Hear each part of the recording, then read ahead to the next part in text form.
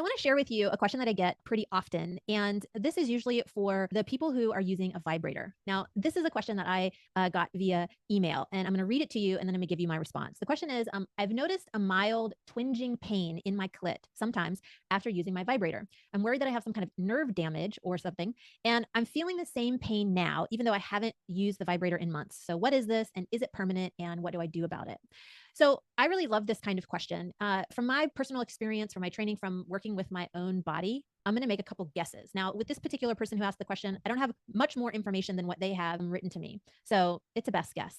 And here it is, that the more that your body is adapting to, and then it's rejecting a certain kind of stimulation over time, it's kind of like a repetitive movement that causes a stress injury. It often occurs for people on the glands of either the penis or the clitoris, because this is where most people apply the most intense or frequent stimulation. And so how I work with this is by changing the stimulation to retrain your body to feel more and different kinds of stimulation or sensation. This would be the same thing as training you if you only were using a vibrator and you wanted to use your fingers. You're training your body to experience different kinds of sensations. You're training your mind to get used to different kinds of stimulation, pace, frequency, friction, pressure, etc. And this occurs for a lot of people who are asking a kind of orgasm question.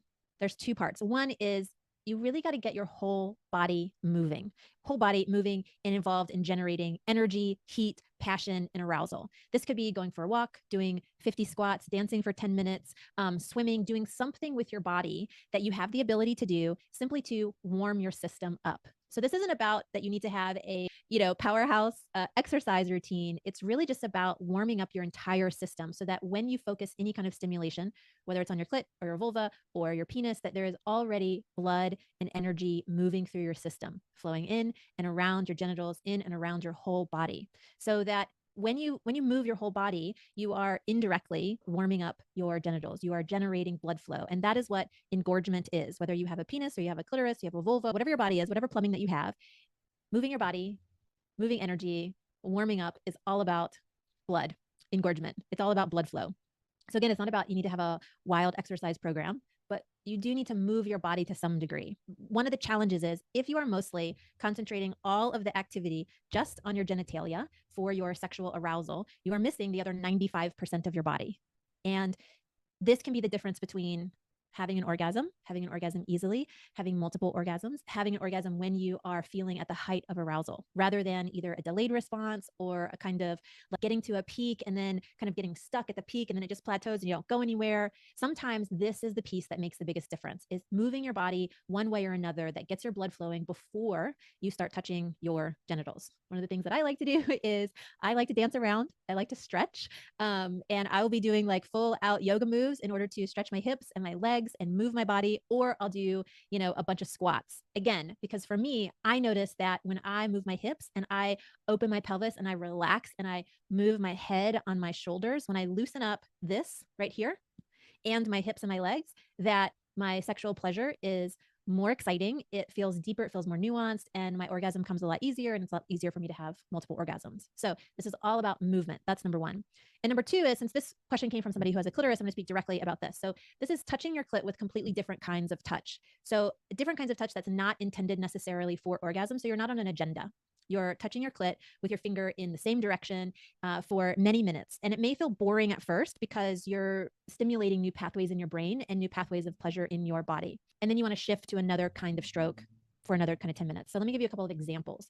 And then I'll translate it for you if you do not have a clitoris and you have a penis. And it's very, very, very similar because the bodies are so analogous. They're so, so similar, even if they might look very different. One example is stroking the clit from left to right. So simply just moving across the clitoris left to right, right? So you're having a horizontal movement, or stroking from the clit from underneath the head up over the hood, over and over and over and over again. Now, for the clitoris, there is a bundle of nerves that usually lands on either the 10 o'clock spot or the 2 o'clock spot. Now, just imagine if you are looking at the clitoris, okay, and you're looking forward at it, that 12 o'clock is the top and 6 o'clock is the bottom. So we have 10 and we have 2. All right. And generally, one of those places, the 10 o'clock or the 2 o'clock, is where this bundle of nerves is. And for a lot of people, they report that one side is more sensitive than the other side. And so one of the things that you can do is you can find the 10 and the 2 and you can touch the 10, and then you can try and touch the 2. And basically, you are feeling into which has the most amount of pressure and excitement, and which side is can you build up some stimulation, some excitement from.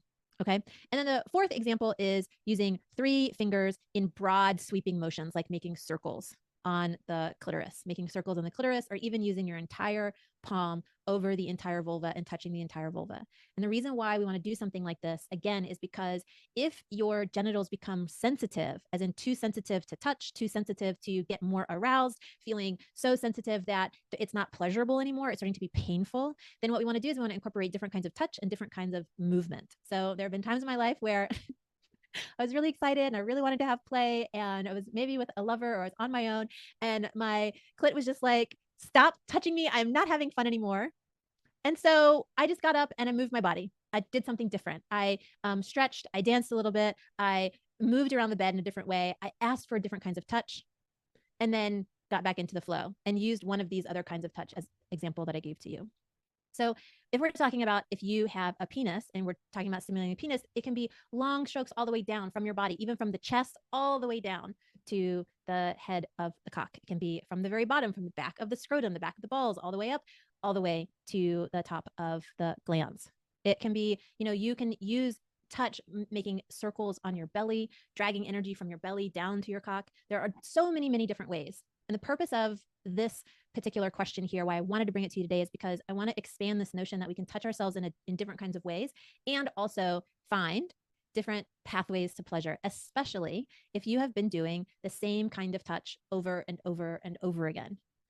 Incorporating something different is not just about using a different touch in the moment to get to orgasm. It may be about really building your neuroplasticity so your brain and your body can associate to different kinds of stimulation and still experience pleasure. Tell me in the chat, does this apply to you at all? And was any of this valuable? Tell me what you think.